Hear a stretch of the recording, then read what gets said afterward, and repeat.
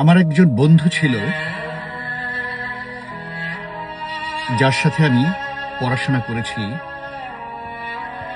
অনেক স্মৃতি, অনেক কথা খুব মনে পড়ছে ওকে। ওকে নিয়ে আমি আজ একটা কবিতা লিখেছি, আমি আবৃত্তি করছি, ভুল হলে ক্ষমা করবেন। আমার বন্ধু নিরঞ্জন।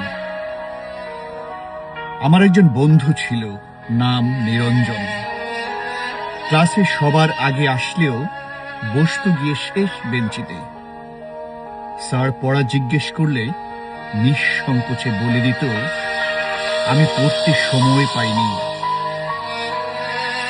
দারিদ্রতা তাকে ওই বয়সেই অনেক কিছু থেকে বিমুখ করে রেখেছিল। আমাদের কারো কারো হয়তো স্বপ্ন ছিল অনেক, কিন্তু ওর কি স্বপ্ন ছিল আমরা কেউ জানতে পারিনি। আমাদের অনেকের অনেক স্বপ্ন হয়তো পূরণ হয়েছে বা হয়নি। নিরঞ্জন, ওর কোনো স্বপ্নই ছিল না। এই জন্য মনে হয় আমাদের অনেকের চাইতেও বেশি সুখী ছিল। অপ্রাপ্তির কষ্টকে ছুঁতে পারেনি কখনো। এখনো যখন দেখি কাঁধে গামছাটা রেখে আপন মনে হেঁটে চলেছে, চোখ দুটো দেখলে মনে হয় বিষণ্ণতাকে পাশ কাটিয়ে নির্দ্বিধায় এগিয়ে যাচ্ছে।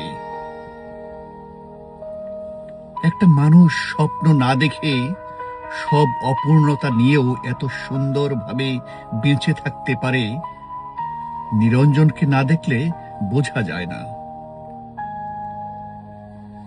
ওর এই হাসিতে হয়তো জৌলস নেই, জীবনের সফলতার সেই অর্থে কোনো গল্প নেই, স্নিগ্ধ বিকেল অথবা রামধনুর মতো ঝাঁঝালো রঙের সমাহার নেই। কিন্তু একটা গল্প আছে, যে গল্পের শেষে অপ্রাপ্তির কথা বেশি থাকলেও সুখ আছে।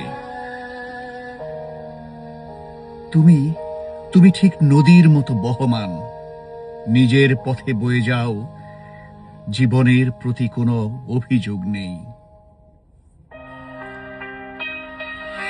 নিরঞ্জনের সঙ্গে কাটানো দিনগুলো যেন হৃদয়ের ফ্রেমে বন্দী হয়ে আছে।